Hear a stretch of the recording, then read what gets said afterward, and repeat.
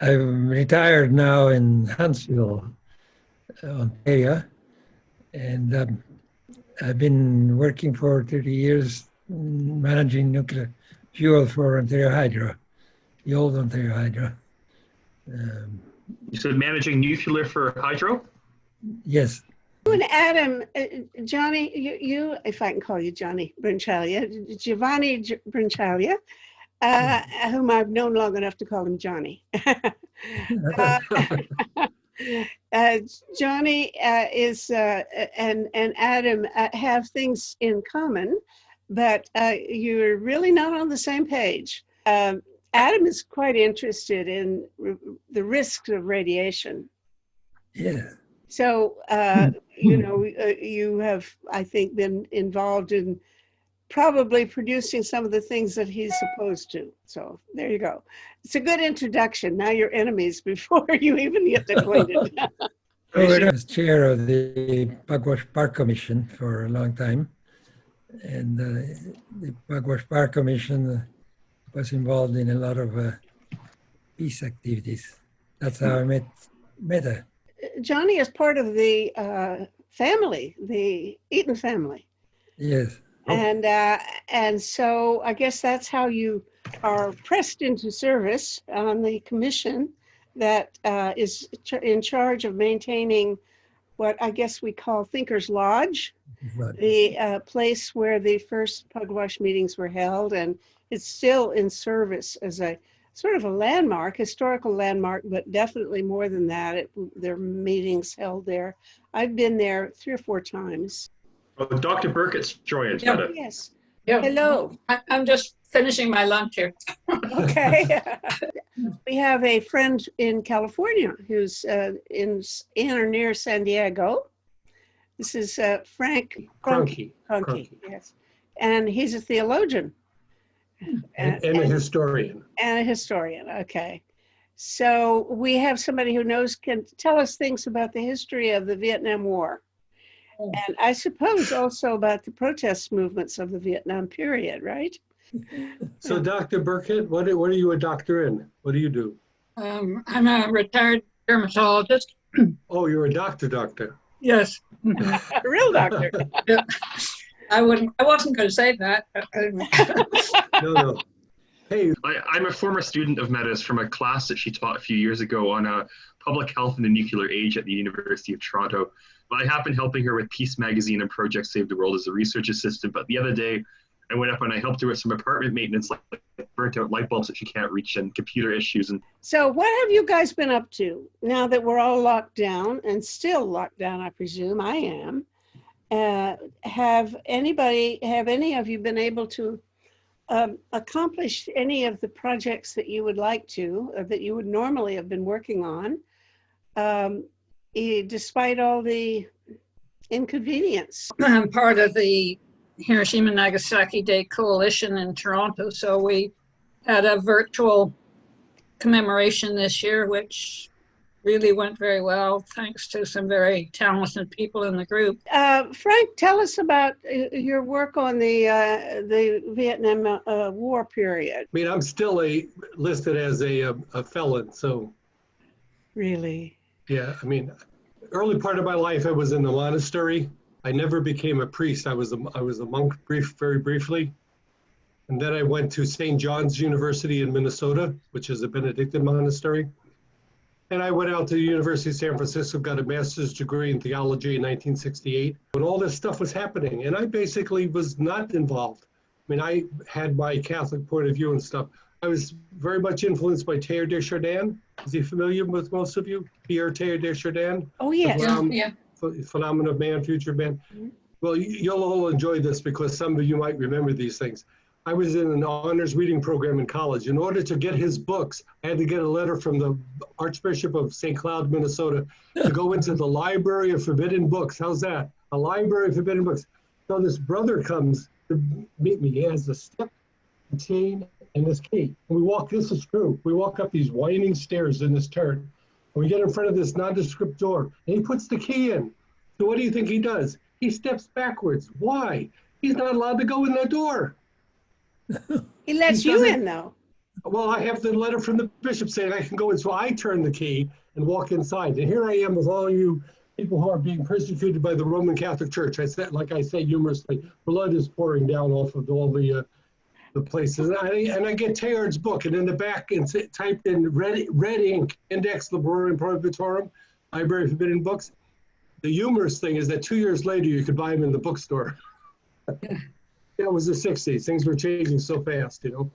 I've Anyway, heard, yeah, something similar with the Vatican with their archives, that they won't give you a complete list of what's in it, but if you know what's in it, you can ask for access to it. right. But they won't tell you, you can't get a catalog of what's all in the collection. So that's where they have all the alien ships and everything. So anyway, so, you know, I started as the conscientious objector in the Vietnam War, you know, which is a legal deferment. I'm not resisting the war. This is now 1969. And I start my alternative service at the Newman Center at the University of, I get a chance to preach. So after Mass, coming to me, the first year that I'm there, there's all these young men saying, gee, I don't really want to go to Vietnam, but you know, I'm from a little town in Minnesota. My father, my uncle, my brother were involved in the Korean War, the World War II. You know, and I basically said, well, you got to make up your own mind. I can't tell you what to do, you know. So they have all these men, you know, hear me preach, and then they do that. The second year is all these returning veterans. Well, now you get a whole different thing. You know, guys come in and start telling me these war stories, things that they've done, battles they've been in, people they've killed. And I'm like, you know, like, I'm just a guy. I'm a theologian. I'm an academic, you know. And so one guy who later on becomes a witness at my trials says to me, well, what are you going to do? I've heard you preach.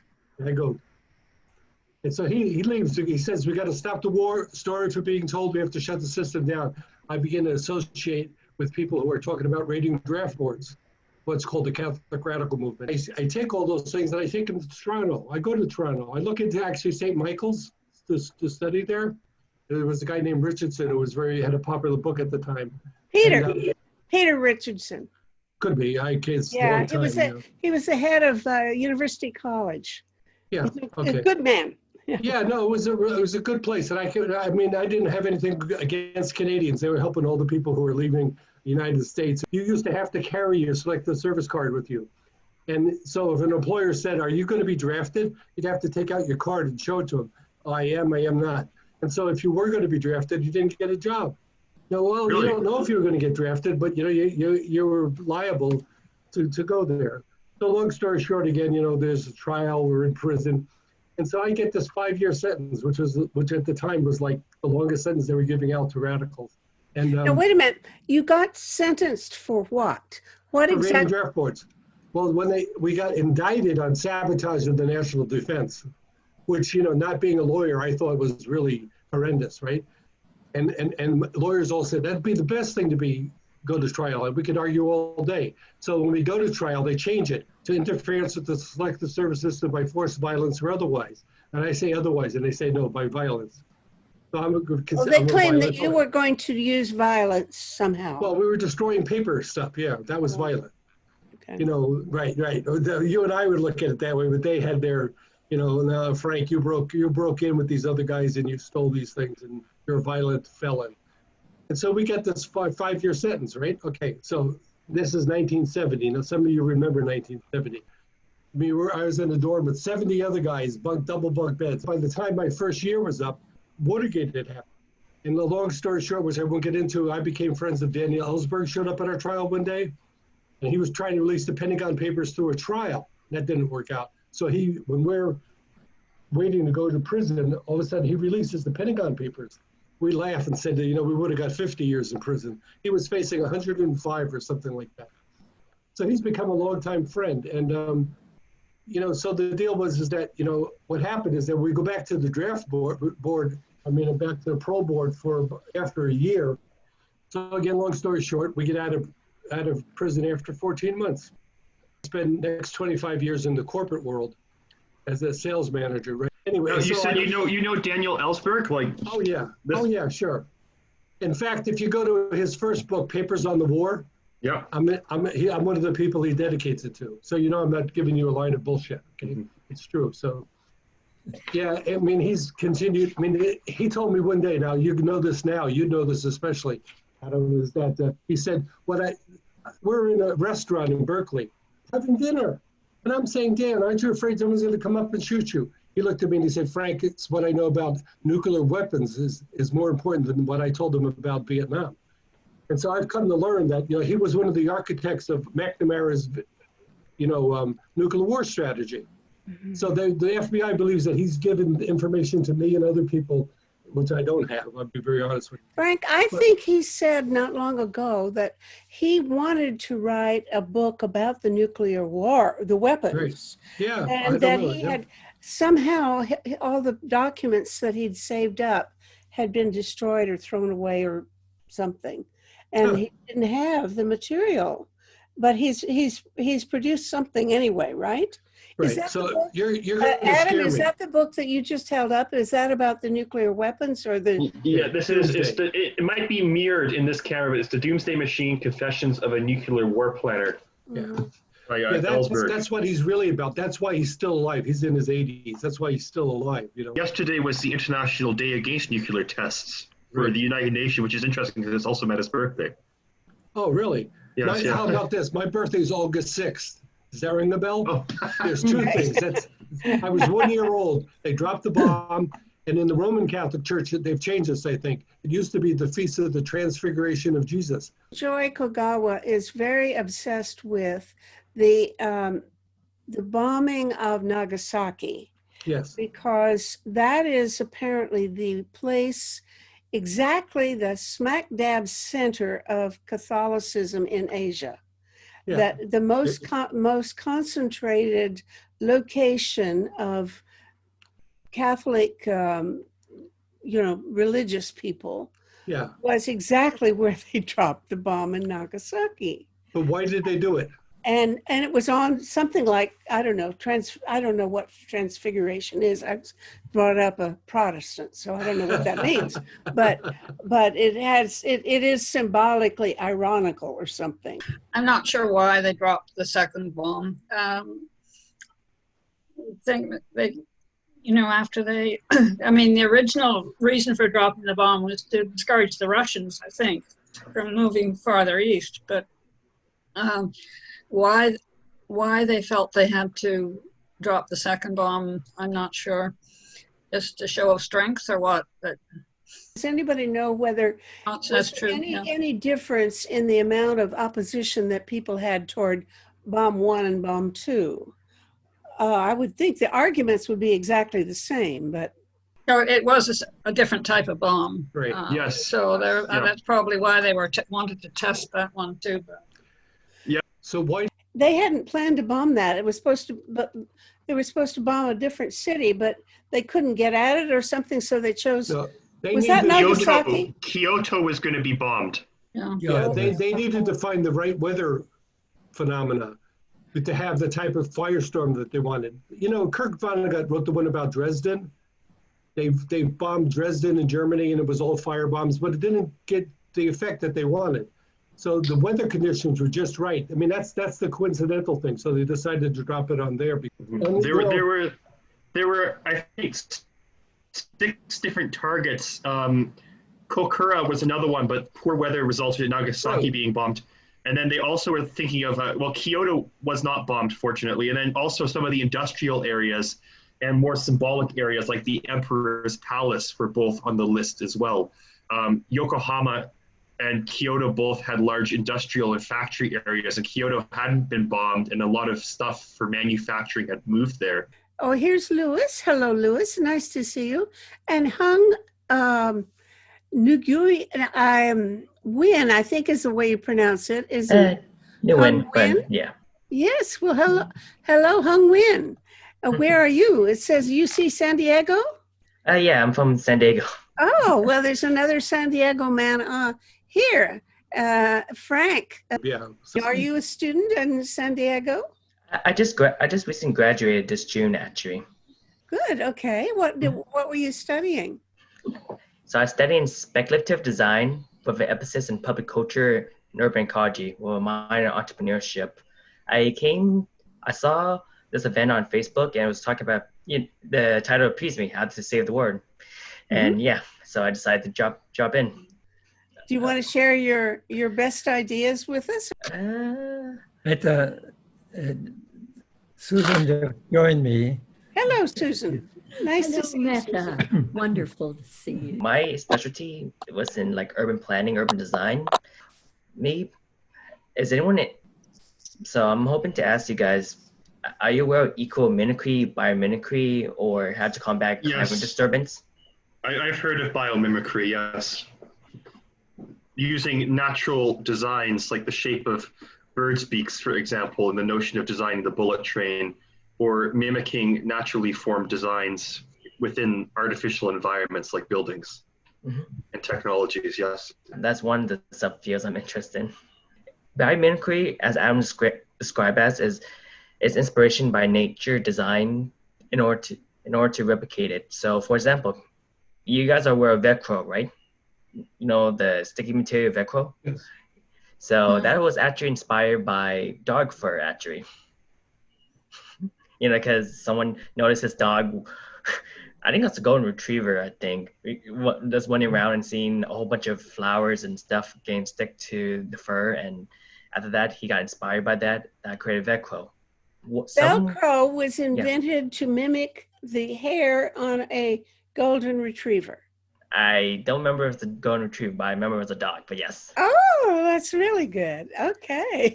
Also, I think it's butterfly wings and solar panels is another one. Yes, and is it the kingfisher beak? Is it in the bullet train? Yeah, I think so. I remember it was a hummingbird, but yeah.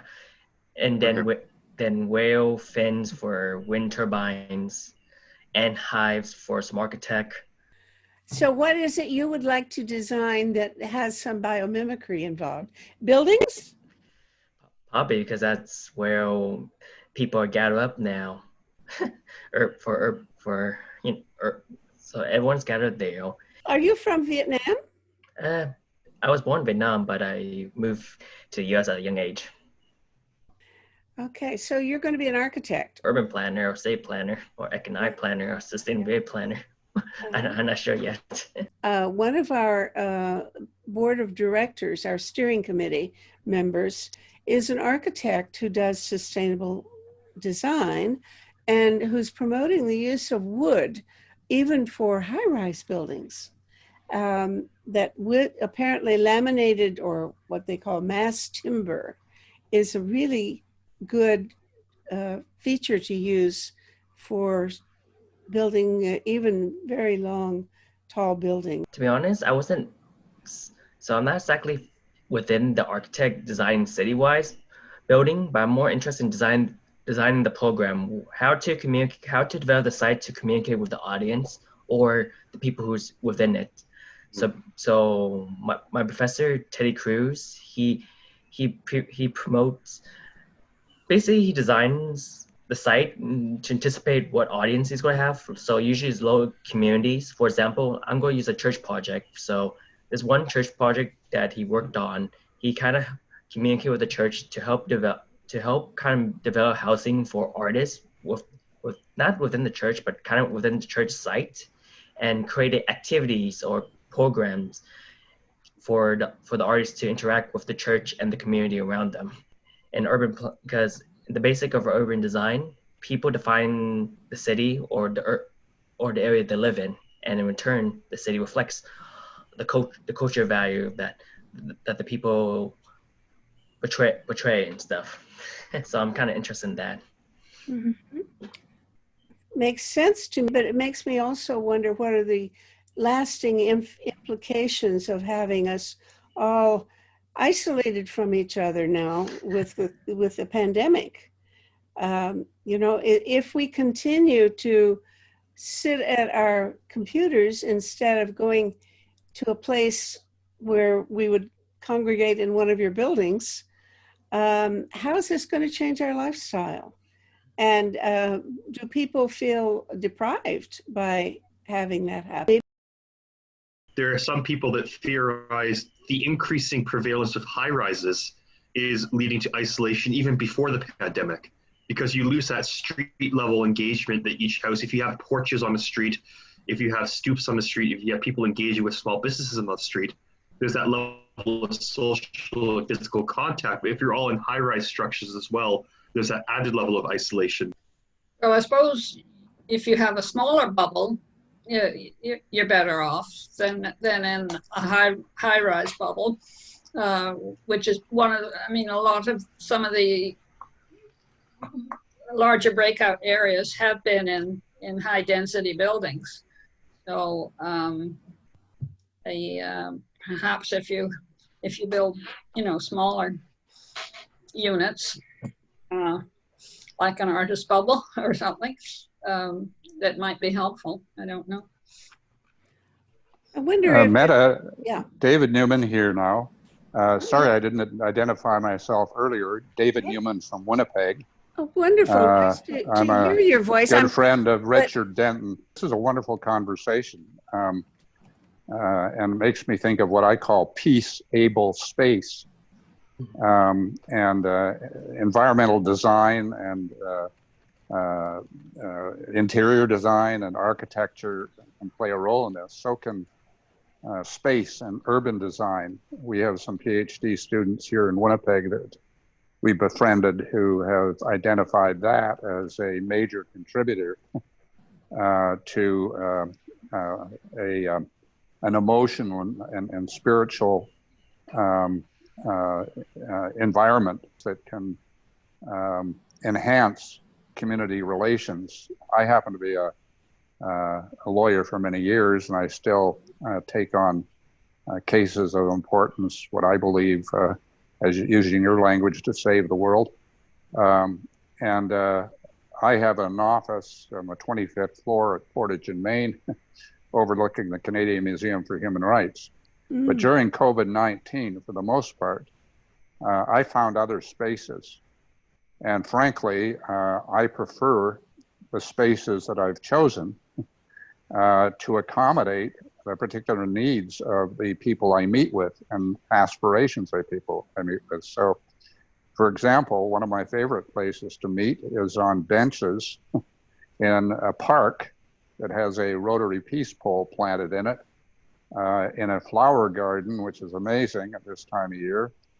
And to sit down, and I have a lot of newcomer indigenous friends and clients. In that space, the conversation is so much more relaxed, and my presence is so less intimidating, and nature has a wonderful way of contributing to the kinds of matters I'm involved in, which is usually some kind of creative dispute resolution or restoration work. What do you do in midwinter? Well, it's going to be a tougher time because we had a marvelous summer. So I've had these outdoor opportunities. I'll have to find the kind of internal space that does what the external space does. And often there's cafes and places that have an ambience which is conducive to that. You already had some winter because most of us started being cautious about social interaction even in February, and it was still March. So when we began to seriously locking down. So how did you handle things in March and even April? I would use the office space for those meetings. And it was when the weather changed that I chose to find a better spaces for it. But I several times met in cafes when they were allowed to open. So, Are you a former cabinet minister too, David? I am. How did you know that? I've been taking notes of what people have mentioned and names and stuff, and I searched you in connection to Winnipeg, and it says you're a former cabinet minister for Energy and Mines, Northern Affairs, and Native Affairs back in the 90s. From 1995 until 1999 in October, I was the member of the Legislative Assembly for Riel, named after Louis Riel. I had run only on conditions. This was the third term for the Premier, and I offered myself to public service because they had committed themselves to a long-term approach to governance focused on the economy and really economic stewardship. And they had a piece of legislation that they were going to pass if they got elected and had a majority government. That intrigued me because I had never seen that been done before, really committing to a 30-year plan. And I went to the premier then and said, if you do the same for the environment with respect to environmental stewardship, and you do the same for social justice matters, thinking a generation or more ahead, I would be prepared to offer myself to run. And he said, I want you to run in Riel. And I transitioned out of my law practice. And while I was doing that for 15 months, I was asked to review the civil justice system in Manitoba and published a report of judges and lawyers and lay people in September of 1996. And that was my legacy as a lawyer. That was the vision that we would, over time, build restorative justice and other Indigenous peacemaking methodologies into our legal system or beside our legal system in partnership to make it more just. So I had a great beginning, and then I had an amazing opportunity when he appointed me to, I thought he was going to appoint me justice minister. And in his phone call, he said, you may be surprised about this, but I want you to be, and then he listed Northern and Native Affairs, Energy and Mines, responsible for Manitoba Hydro, and Deputy House Leader. So you have a background in Northern Affairs as well. What role do you think, and perhaps bridging this to the restorative justice and Indigenous perspectives, that Manitoba will have with Canada's northern development? Manitoba has the only deep water port in Canada's Arctic in Churchill. It also has the only rail link to the north for shipping goods. Do you see that Manitoba may have a more significant role within northern affairs in the next few years as the north becomes more developed? Nunavut has had a port planned for a number of years, but it's been delayed for over a decade now. Well, these, again, great questions. Yes, about Churchill, and yes, about the rail line. It's primarily a very significant way of transporting people into the north in affordable ways back and forth. Smaller communities, First Nation communities.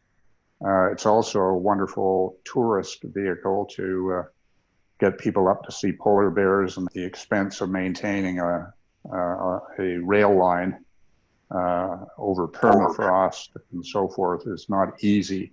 So there is, frankly, amazing opportunities. And as the Northwest Passage opens, exactly, yes, yeah. greater, there's obviously enormous potential, and it would be absolutely a natural thing to do.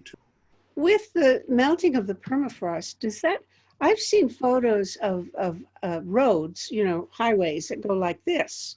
You know, it's really very, very steep buckling of the soil, so that it's not stable. How can you build a railway on soil of that kind?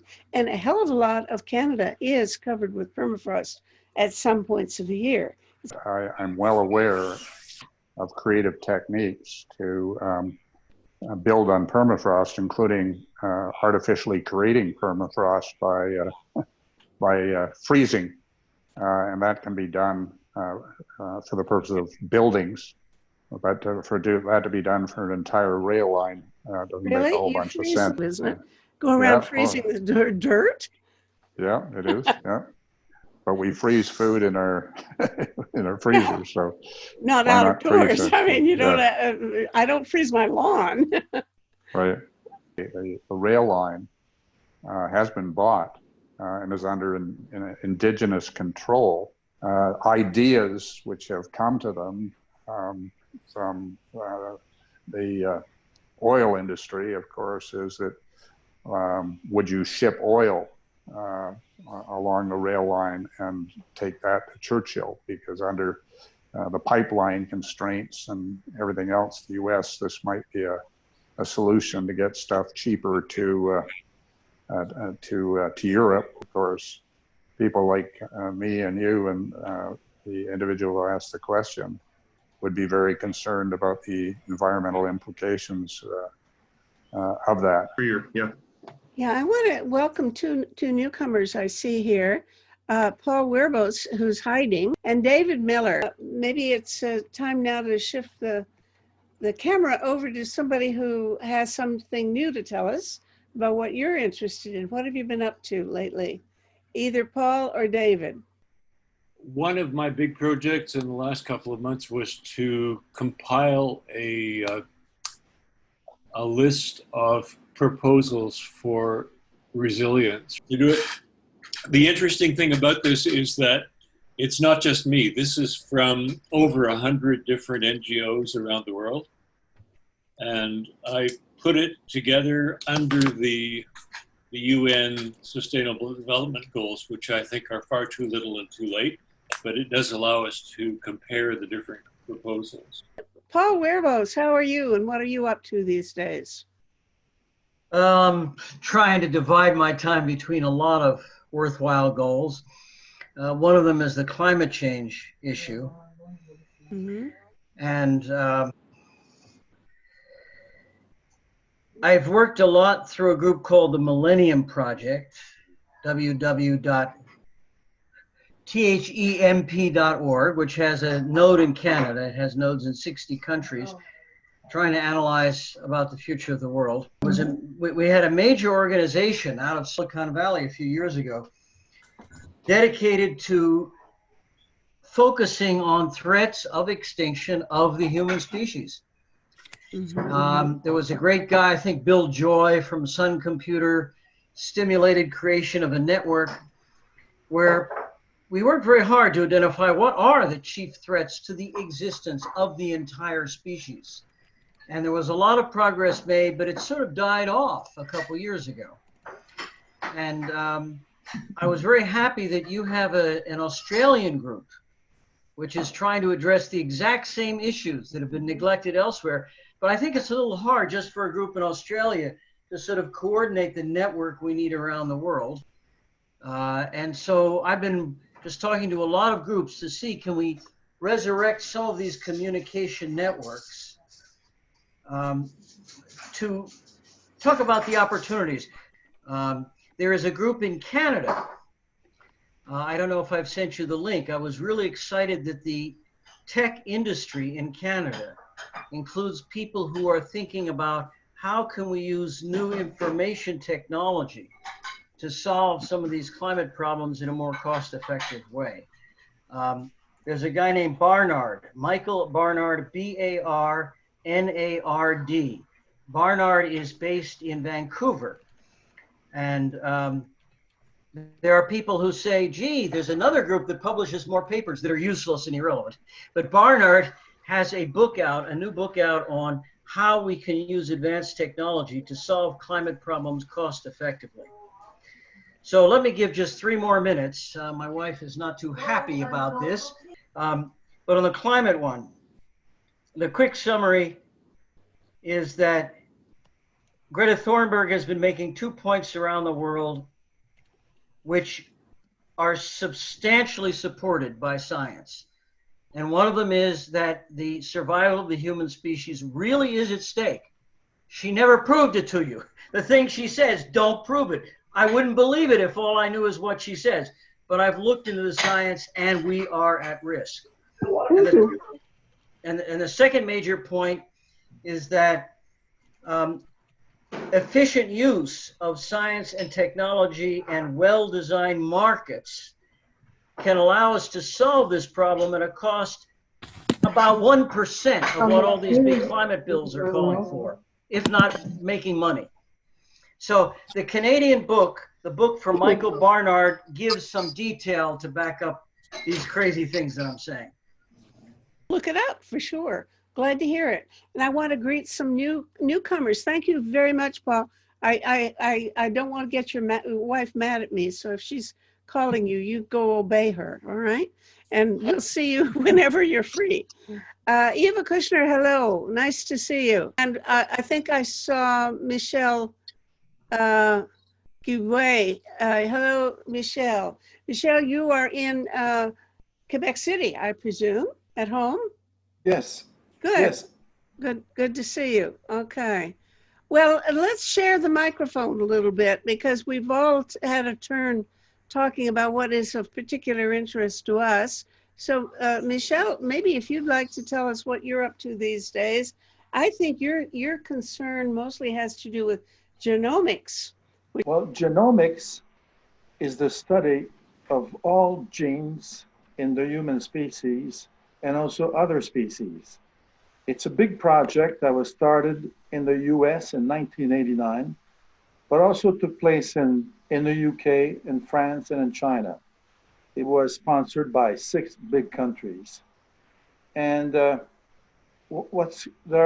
are many surprising findings that have come out of this science of genomics.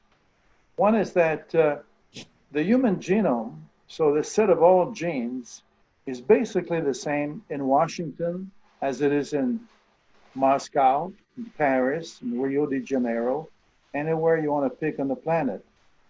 So that this idea, when you look at the Nuclear Posture Review of the US or other such doctrinal documents, you have from the beginning the idea that ethnic groups on this side of the border, on the US side or the NATO side of the border, are people you want to protect, but people in China or Russia, well, you could kill them. It's just a matter of, so the idea is that if you approach the problem of the hostilities between China, Russia, the US, and other countries from a scientific point of view, you have to look at the broad picture. We are basically one human family all over the planet.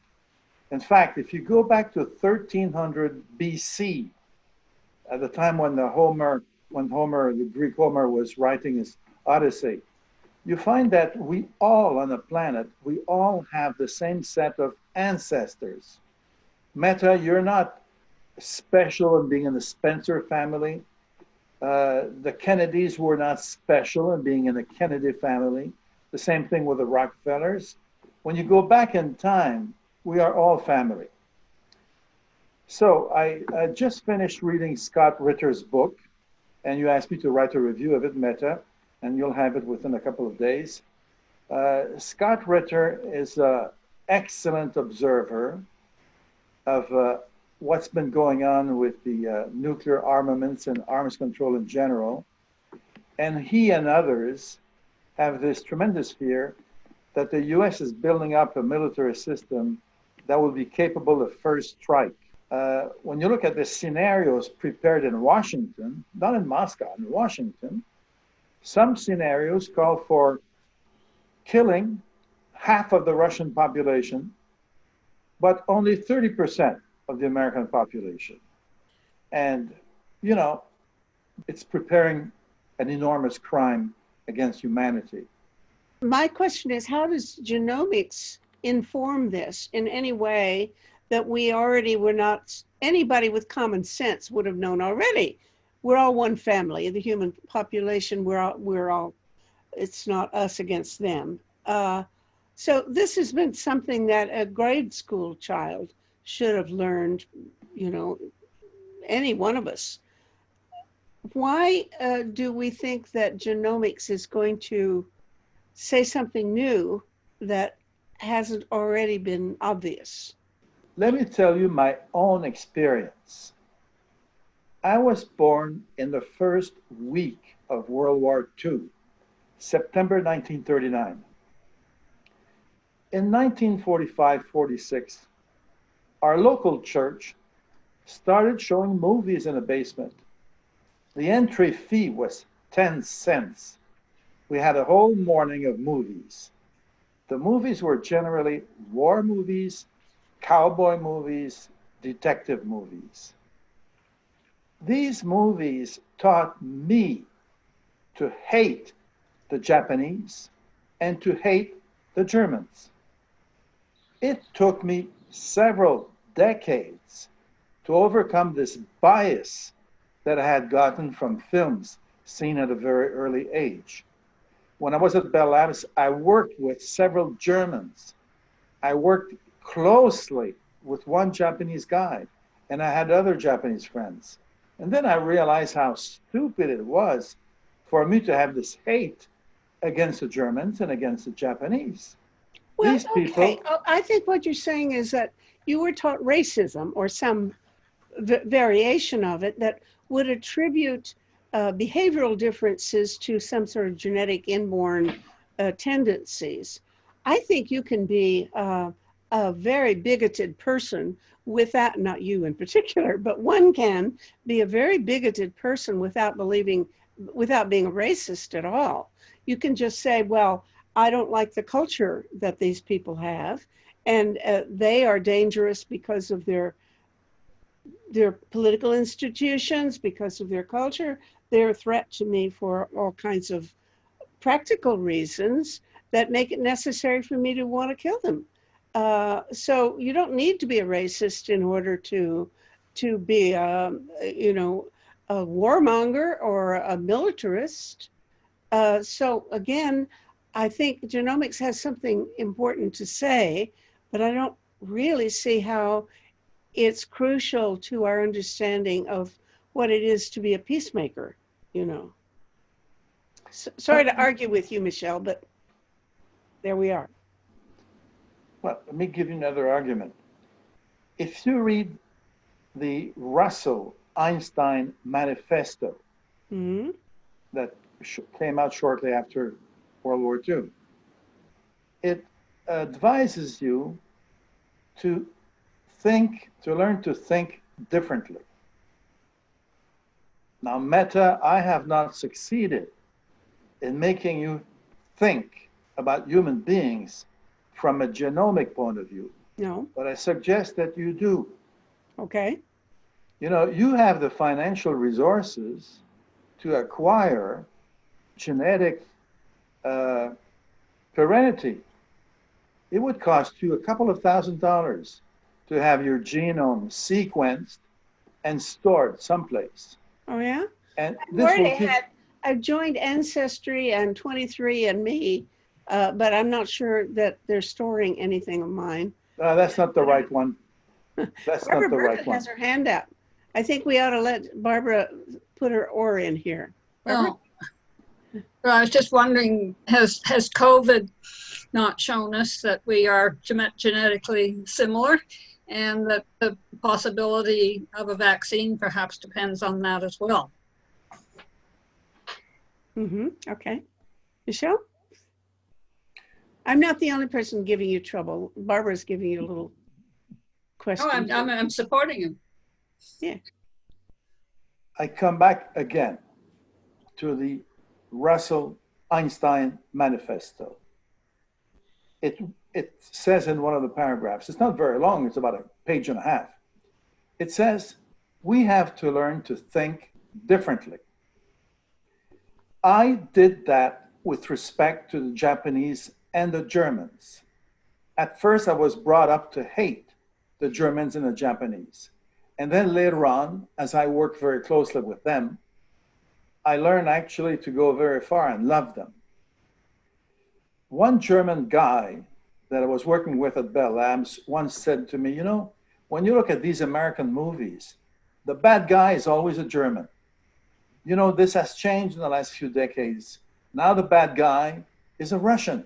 In a very subtle fashion, this military industrial complex that we have to fight in a very spread out way invades the brains of almost everybody on Earth through several means, the movies being one. So the invitation by Russell and Einstein is to think differently. One of the people I met in the peace movement in Toronto, I've forgotten her name now, but a lovely young lady, she said, you ought to give yourself the goal of learning something new every year. I'm not sure that. How about every day? What? How about every day? You cannot do it. Not every day. If you learn one new thing per year, that's already very good. You're a real pessimist, aren't you, Michelle? We're in for a minute just to support Michelle. It's not just from the genomic point of view, but also some interesting work on empathy training that has been developed. This is kind of practical applied psychology. And the two of those things go together so that the experience that Michelle has talked about, you know, how to unlearn hate, can be done in a number of different ways. And I would love to hear from other members of this group in the long run. Thank you. And here we have another newcomer from very far away. It's Mukti Suvedi. Hello, Mukti. Hi. Hello, Meta. Namaste. Hello, everybody. Dr. Kushner has joined again as well. Yes, hello back. Glad to see you again, Eva. But I want to greet Mukti because he's in Nepal, right? Are you in Kathmandu? Yeah. Welcome. It's almost 1:15 a.m. in the morning now. Oh, that's real dedication on your part to join us at 1:15 in the morning. Yeah. Anyway, how are things in Kathmandu? It's going well. The COVID cases are increasing every day. People are kind of quite scared to come out, and the government has imposed with a curfew kind of system so that people won't come out. I'm sorry, they have what kind of system? Oh, well, it's Like it's a curfew? A curfew? curfew, yeah, yeah. Oh, how's that going to help? Well, people they just want to make people stay home. I think the poverty will be killing more people than the COVID. You know, many people they really work on a daily wages and daily labors, right? And these people they don't have job now, and how they're going to feed them? You know, there are a lot of concerns about these daily wages people around my neighborhood. Well, I try to go and help people, but with the restrictions of moment, you know, we can't really go out. You know, I can stay home and I'm very comfortable staying home. People bring things to me, but the guys who bring things to me are the ones who have to take all the risk.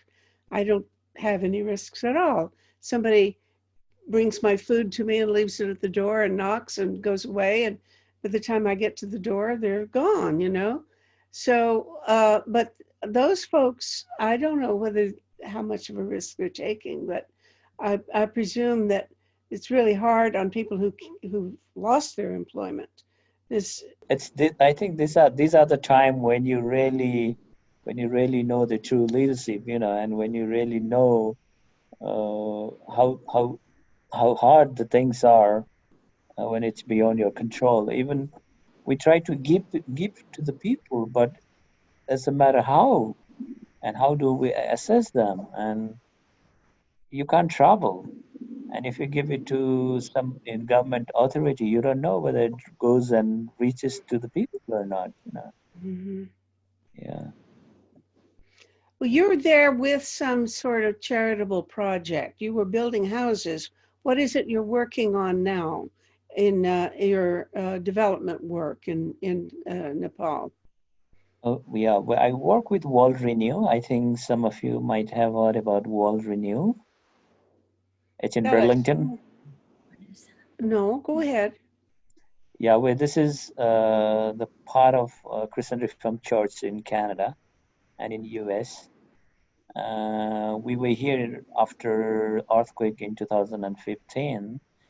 We built like over 500 houses in earthquake affected areas. Now we are trying to rebuild their economy through livelihood and income generations with those affected communities in 2 districts. So I'll be done in 2021, where we were expecting to do it in 2020, but with this COVID thing, we couldn't do anything. So we had to extend our project until 2021. Hopefully I'll be in Canada in June or July in 2021. You were going to come back before then, but now you'll be staying. And you call this World Renew? Is that the name of the organization? Yes, yes. And it's that's right. sponsored by churches. Yeah. How is the built environment impacting it? I heard, for example, within the neighboring Indian context, that some of the cities have a great deal of difficulty contact tracing, which is the built environment, and they're not being necessarily precise addresses and sometimes unchecked urban development. Is that the same in Nepal? And is also crowding of certain neighborhoods an issue? Yeah, well, geopolitically and geographically, Nepal being between India and China, I don't think so. Nepal can really hold on these situations with these poverties and with open borders where anybody can come in to Nepal from open Indian border. And this has really increased the risk. And you can't really trace anybody who really comes during night. And communities are kind of, and the social stigma is so high. If people find out that you are a COVID-19 patient, they will ostracize you. They will just, the society is so, it's going back towards the leprosy is, and nobody wants to really openly say that I have the symptom, and that's the reason government is really imposing these curfew things since. Wait, they had it for before like 3 months, and then now they impose it like 15 days. They might extend it again, and the hospital situation is very worse. There's no right treatment for the people. Well, it's not. I won't call it a treatment. Even they won't take them into the hospitals or isolations. It's worse. Mm-hmm. Johnny Benchalia, tell us what you guys are up to. You and your wife. We need to know what's going on in Huntsville, Ontario. Well, we're fortunate to be here because we are not isolated from the environment. We live in the woods. We have meetings on the dock in the beautiful lake, and we don't suffer from the isolation that you have to put up with in the cities. We're concentrating in raising our great-grandchildren, and do they come and see you or what? Yes. Yes, they do. We're all in the same bubble. I'm really very hung up on the question of going back to school and when they should reopen the schools. Seems to me that's a very troubling question, a difficult one. Do you have strong opinions about whether the children should be back in school or not? I think they should be back in school with due actions to make sure that they don't transmit COVID to us. But do we think that there are measures that are adequate to make it safe? That's what I'm not sure about. What little kids are pretty hard to control. You can't make them wear masks and wash their hands every 5 minutes. I'm more concerned about the older kids than the younger kids. Oh, really? Yes. Really? Why? Because teenagers won't obey you, no matter if they know good. If you have given good reasons for them to do something, they still don't pay attention. That's true, at least in my experience. It's pessimistic. And I would recommend also an article that is in the Global Mail of this weekend by former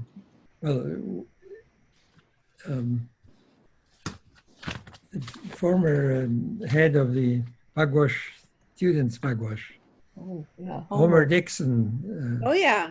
Thomas, I used to know Tad. him as Homer Dixon. Tad Homer Dixon, yeah. And he has written an article on hope and the advantages of having a positive outlook in life with hope. And Douglas Roche has been pushing for that for a long time, but The article is very good, and I recommend it highly. Yes, I don't know whether I believe that or not. A lot of people talk about the importance of hope. I don't think that I operate on the basis of hope. And I think I operate on the basis of duty. That if something is something I'm supposed to do, even if it's the prospects are very, very slim that I'll succeed, but I think it's my duty, I'll do it anyway, even if I know I'm fated to fail. And I think that's not too unusual. I don't think I'm a freak, but I don't need hope. No, but we need the hope to free the imagination so we can have choices of actions. And the important point is that we should not concentrate on the negative aspect, but on the positive aspects of a future. Why is hope so important?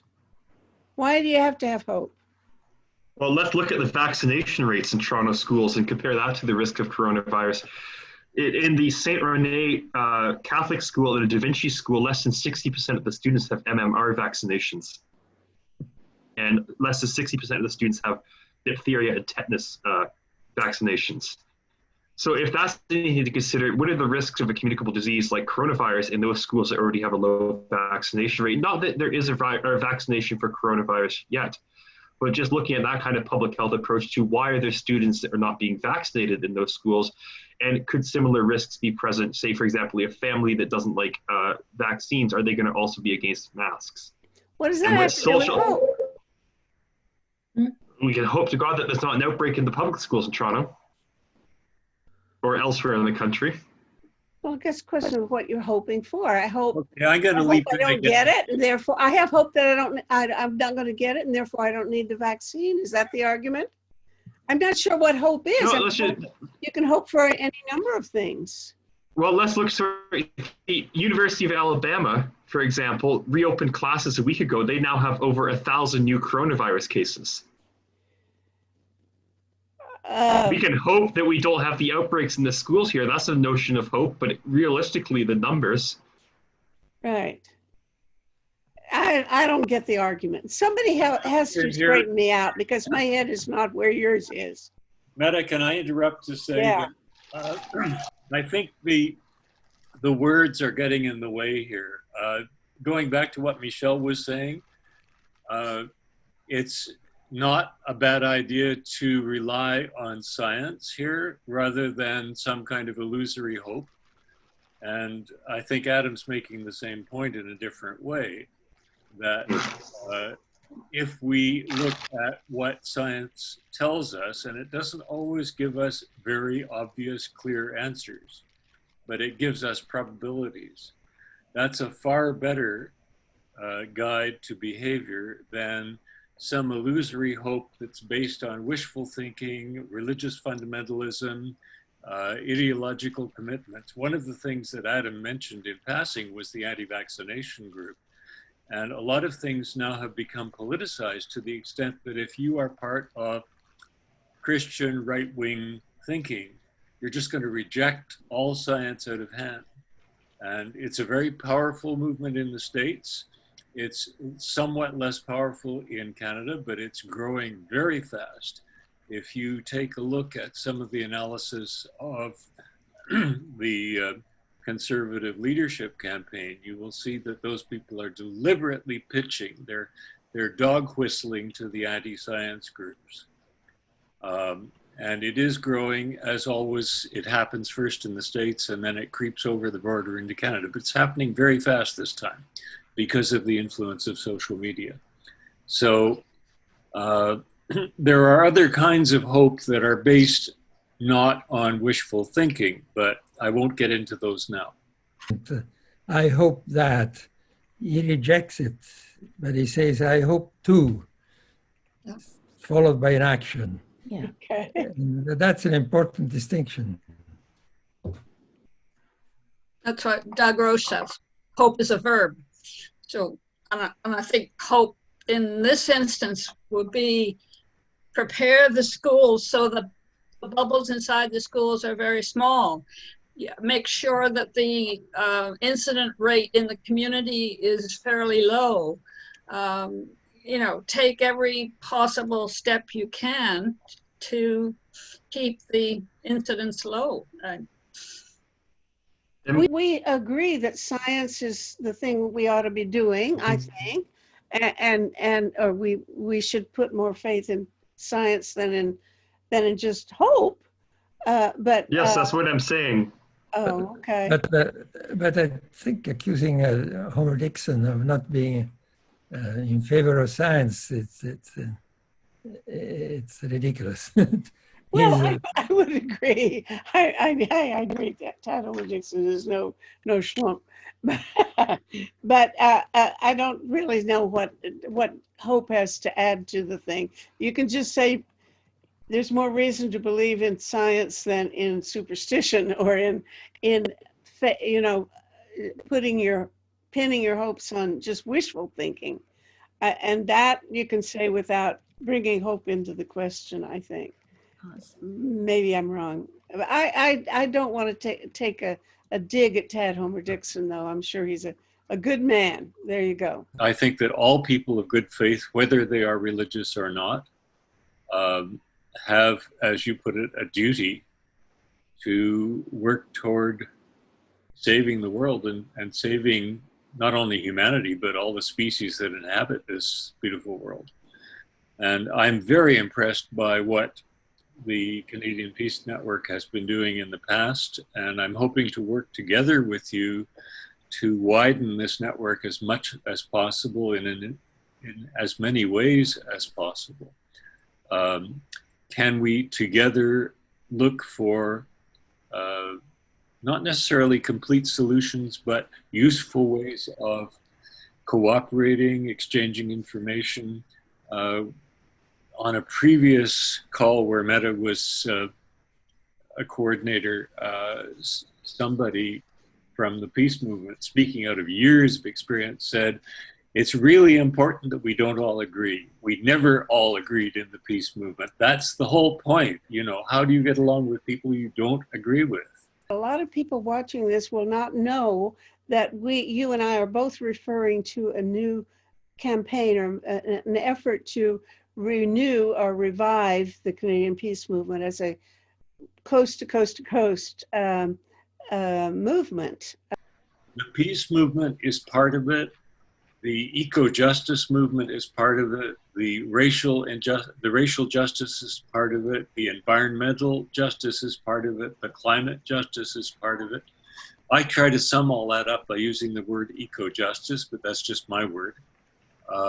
Other people have different words. There's some very interesting groups in Quebec right now. Things are moving so fast that it's hard to keep up with it all. But La Planète, Saint-Vite au Parlement has got the unions and the co-op movement and branches all across Quebec. So they're creating a network of a kind that I think could be copied in other parts of Canada. This has been a very diverse conversation, hasn't it? It's going to really, you never know what's going to come up. Thank you, Meta. Very good. Thank you. Lovely to see you again, both of you and all of you. If you go to savetheworld.ca, there are now there will be shortly 127 talk shows that you can watch, and lots of space for comments and discussions. Feel free to post your ideas and events that you have planned. So thank you all. Okay. See you next time. Bye-bye. See you next time. Bye-bye. This conversation is one of the weekly series Talk About Saving the World, produced by Peace Magazine and Project Save the World. Please visit our website at tosavetheworld.ca, where you can sign the Platform for Survival, a list of 25 public policy proposals that, if enacted, would greatly reduce the risk of 6 global threats to humankind. Come back next week for another discussion of a serious global issue.